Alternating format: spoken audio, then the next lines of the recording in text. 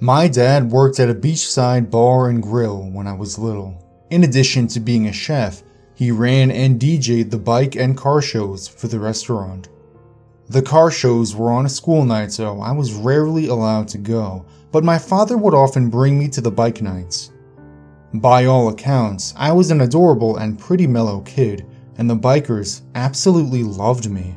And yes, you might say that this was no environment for a little girl, but I learned a lot about loyalty and friendship from being around bikers. My dad told me that some of them would call into the restaurant just to ask if I would be there that week, and they'd often bring me stuffed animals and candy. My favorite of the bikers was a man that I affectionately called Uncle Teddy. He was a friend of my parents and an absolute mountain of a man. Around 6'8" and 400 pounds easily. He was an ex-Marine who loved his Harley and his cigars, and every week for 5 years, he would bring me a Butterfinger and a Beanie Baby. I was 6 years old the night it happened. My father had brought me to the bike show as he normally did, but I couldn't keep my eyes open past 8 p.m. The show didn't end until 10, so my dad had gotten into the habit of putting me on an air mattress in the back of the restaurant, and he and Teddy would check on me every 15 minutes. I was asleep when I felt a hand on my shoulder. It was a man that I'd seen around before, and he wasn't dressed in biker gear.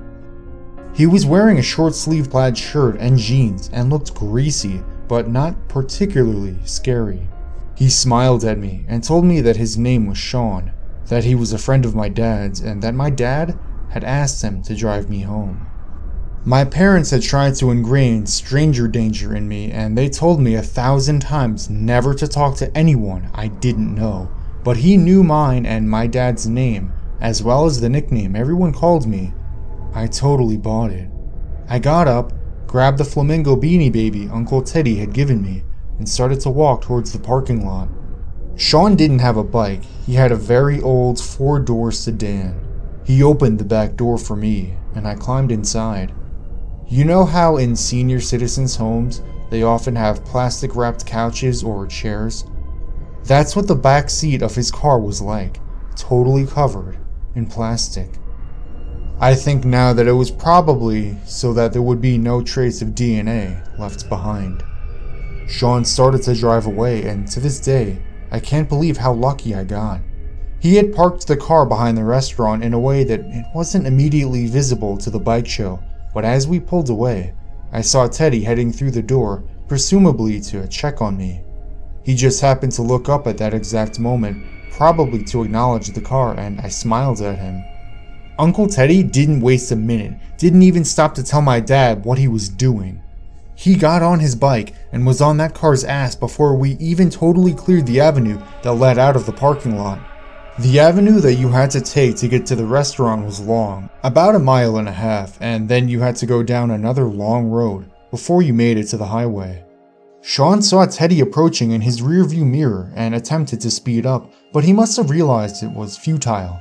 He'd been seen, and Teddy had his license plate number and a good description.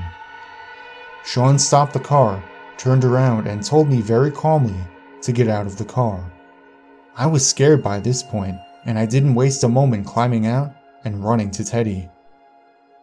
Sean burnt rubber driving me away, and Teddy held me for a moment before putting me on the back of his bike and taking me back to my dad. By the time we got back, cops had been called and they were surrounding the place. A lot of the show had emptied out, and my dad was sobbing and screaming on the sidewalk outside of the restaurant. I'll never forget that moment.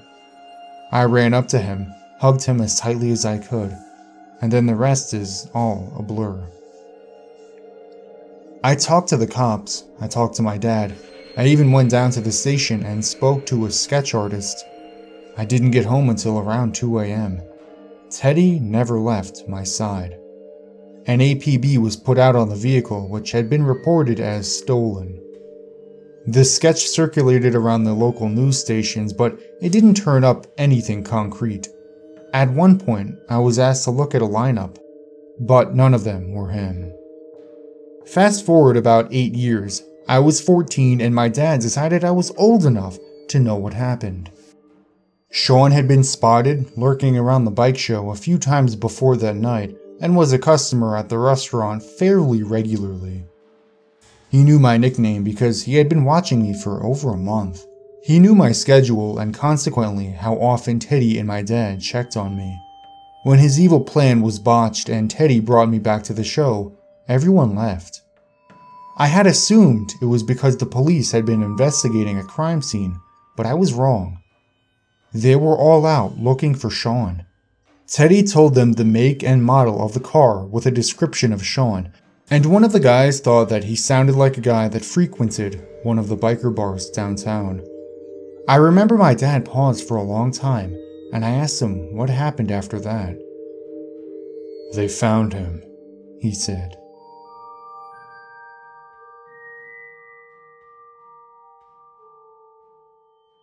On a rainy night, in the era before cell phones, I was 18, walking a very long way home from work, and I foolishly accepted a ride home from a strange man. He was elderly, acted genuinely concerned for me, and I saw a Bible in the back seat. Probably safe, right? The car was old and broken down, and he had to get out to open the door for me. It took him a while as he had trouble walking with a bum leg. He told me the passenger door didn't open from the side. I immediately felt weird, but years of nice girl training told me, he's gone to so much trouble, don't say no. We chatted for a while and he politely complimented my uniform, my hair, and told me I looked like his late wife, and that her spirit must have led him to help me get home. It sounded very sweet the way he told it.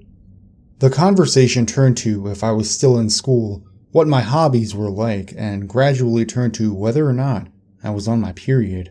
Which was rude, but he acted like it was going to be a punchline of a joke, so I laughingly asked him why he wanted to know. He said very calmly, "Because if you're fertile, we should start trying for a family right away." He said that God had kept him lonely for years, but now, because I looked so much like his late wife, it was clear I was meant to be his, so he could start life over again and finally have lots of children like his wife was unable to do. He grabbed my hand and kissed it and said, "I can't wait to show you our new bed." I told him I forgot something at work. He told me I could get it tomorrow. I told him I needed to pee, and he said I could hold on until we got home. He wasn't going to let me out. He kept talking about how things were different back then, and how men are the head of the household, that women are to follow their fathers and then their husbands, and God says this and God says that.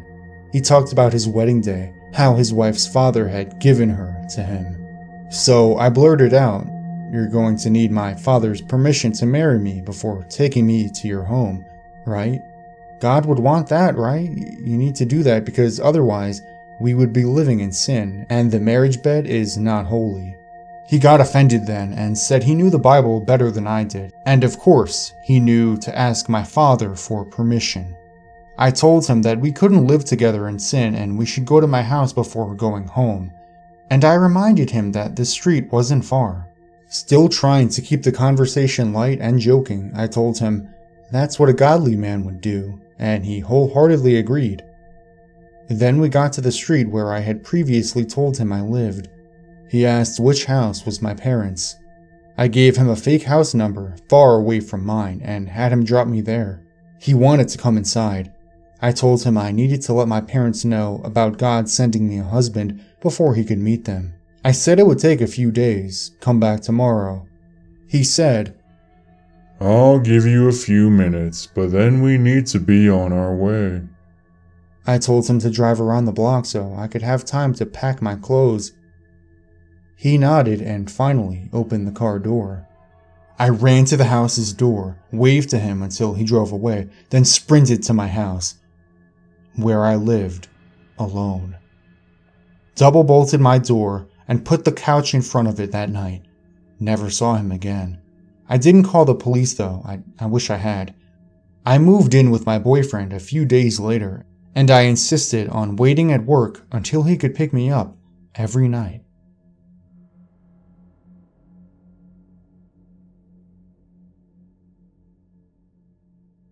This all happened within the last month. I have a sister-in-law who is a heroin junkie.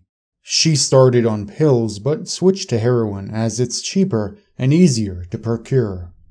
I always knew she was a selfish, rotten human being, but had no idea how sick she really was until this. It started 3 weeks ago when I stopped by my brother-in-law's house with my 4-year-old son. He loves his granny and we had a few minutes for a visit. When we arrived, she was on the phone with her daughter and excitedly announced that little Jimmy was there to see her.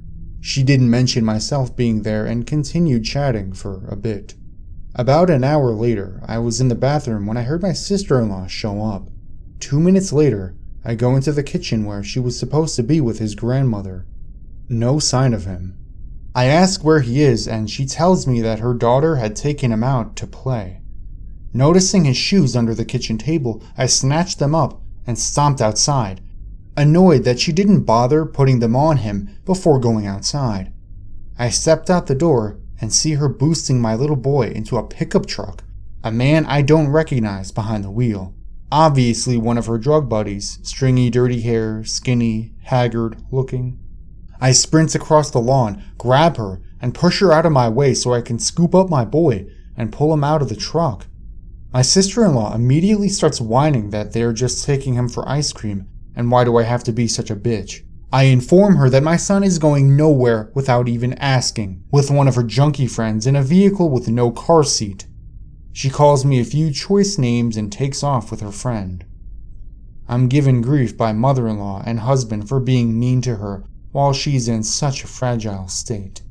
2 weeks later, my husband gets a frantic call from his mother that my sister-in-law is in jail again and she has no money for bail. My husband does what he always does and heads off to bail her out.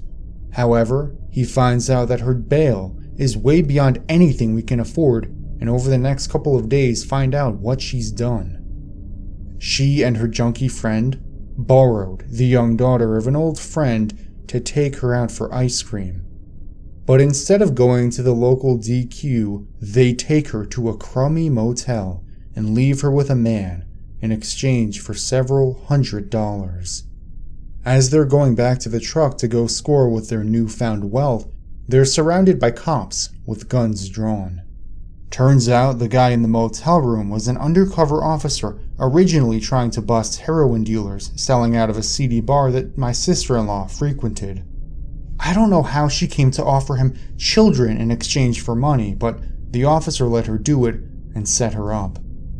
Now she's exactly where she deserves to be, and I hope the judge sentencing her shows no mercy.